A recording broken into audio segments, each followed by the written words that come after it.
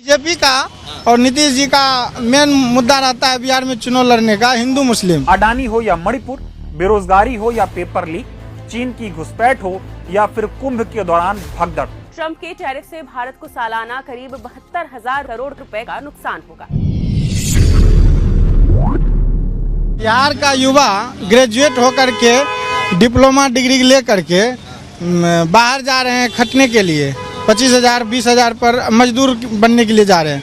यहाँ दूसरे राज्य से आकर के नौकरी प्राप्त कर रहा है सब, लेकिन नीतीश जी इस पर कोई ध्यान नहीं देता है। डोमिसाइल लागू यहाँ होना चाहिए, जिससे बिहार को कहता है, चिराग पासवान कहता है बिहार फर्स्ट, बिहारी फर्स्ट। वो इस सब मुद्दा पर कभी नहीं बोलते हैं चिराग जी। लेकिन वो चिराग पासवान ने कहा कि पलायन जो है, जो पलायन यात्रा निकली कन्हैया कुमार की, जो निकाल रहे अलग जिले में, वो कह रहे कि पलायन जो है वो पिछली सरकार की गलतियों की वजह से हुआ है। कुछ नहीं है, ये वर्तमान सरकार की कमी।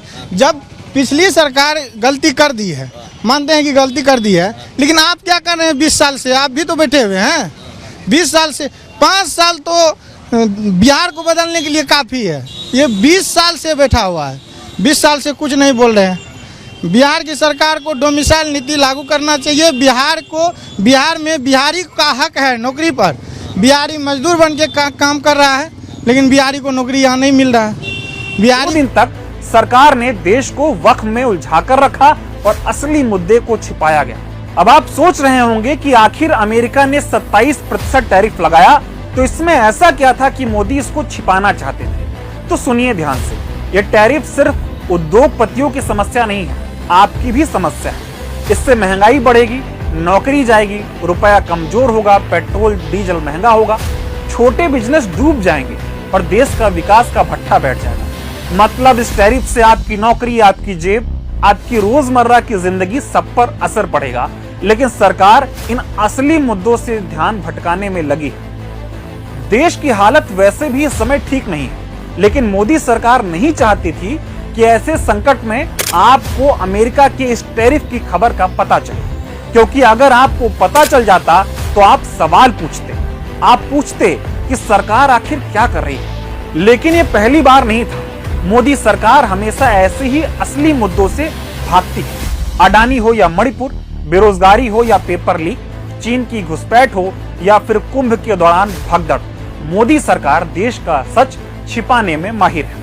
खैर मोदी जी, आप कब तक असली मुद्दों से भागते रहेंगे? जनता आपसे हिसाब जरूर लेगी। जिस दोस्त से मिलने नरेंद्र मोदी दौड़े दौड़े अमेरिका गए थे, जिसके लिए अमेरिका में चुनाव प्रचार किया था, उसी दोस्त ट्रंप ने भारत पर रेसिप्रोकल टैरिफ का चाबुक चला दिया है। अब अमेरिका को निर्यात किए जाने वाले भारतीय सामानों पर ट्रंप 26% टैक्स वसूलेंगे।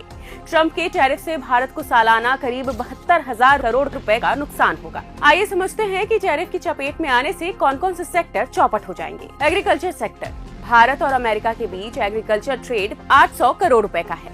इंडिया अमेरिका को चावल, झींगा, शहद, वनस्पति अर्क और काली मिर्च जैसी चीजों का निर्यात करता है। अब इन सभी सामानों पर अमेरिका 26% टैक्स वसूलेगा, जिससे भारत का सामान महंगा हो जाएगा और उसकी मांग घटेगी। ज्वेलरी सेक्टर, भारत अमेरिका को करीब 12 अरब डॉलर का सोना, चांदी और डायमंड निर्यात करता है। टैरिफ लगने से भारतीय ज्वेलरी की मांग घट जाएगी, जिसका नुकसान भारत के छोटे कारीगरों और व्यापारियों को उठाना पड़ेगा। कार एसेसरीज की घटेगी मांग, भारत अमेरिका को कार के एसेसरीज निर्यात करता है, टैरिफ के चलते ये महंगी हो जाएगी और उनकी भी मांग घट जाएगी। रिफाइंड पेट्रोलियम, भारत ने साल 2023 में अमेरिका को 1 लाख करोड़ रुपए से ज्यादा कच्चे तेल और पेट्रोलियम प्रोडक्ट्स का निर्यात किया था।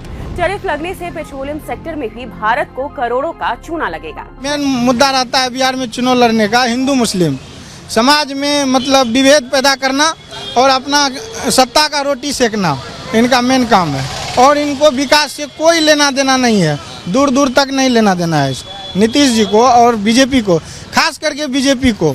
इसको कोई लेना, नीतीश जी से शासन चल नहीं रहा है, उनका संतुलन खराब हो गया है नीतीश जी का। नीतीश जी को अब छोड़ देना चाहिए कुर्सी और दूसरा को मौका देना चाहिए। युवा तैयार है।